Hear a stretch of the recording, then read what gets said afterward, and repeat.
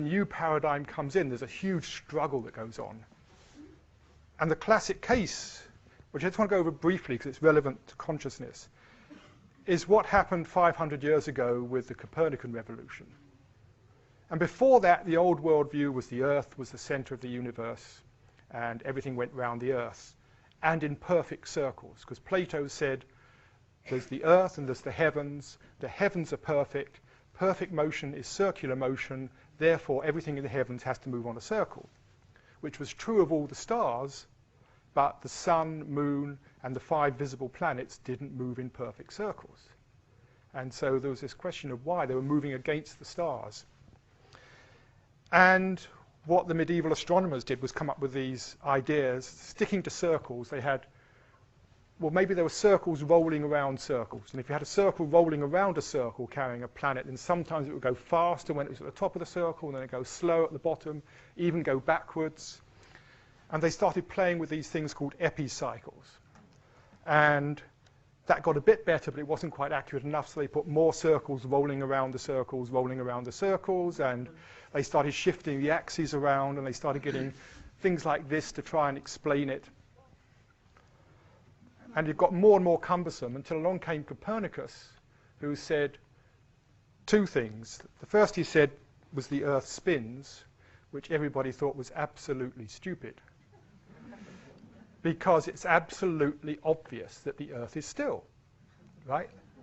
I mean, nothing's flying around this room.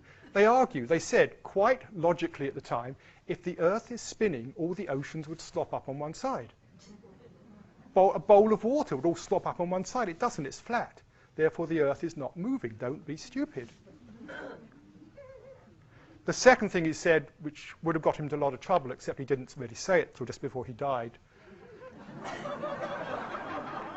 He was a churchman. He was actually quite cautious about the Vatican.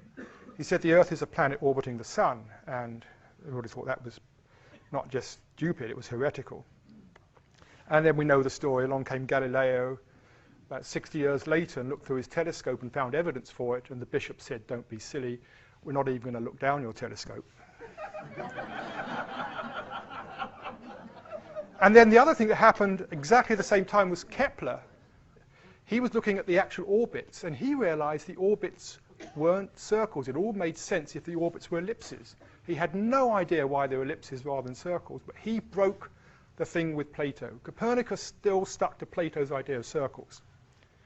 And then it was actually later still, another 40 years after that, so Isaac Newton came along and actually showed that the laws of heaven and the laws of earth were the same, and when he did that, he realized that all orbits were ellipses and the whole thing made sense. But it took nearly 150 years for that revolution to happen.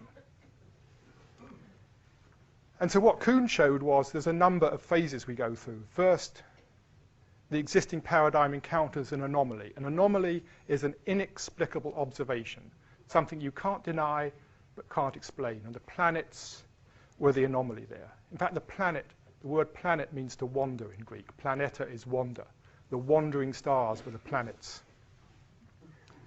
Then what happens? Initially, the anomaly is ignored, or sometimes rejected. It isn't really happening. Then, as it builds up, people try to explain it within the existing paradigm. That's the epicycles. Then a new paradigm is proposed in which the anomaly is resolved, but that's usually rejected, often ridiculed. And then finally, it gets accepted as it begins to explain things better. This isn't a new idea. Of course, Schopenhauer put it much better earlier. Every truth passes through 3 stages before it's recognized. First, it's ridiculed. Second, it's opposed. Third, it's regarded as self-evident.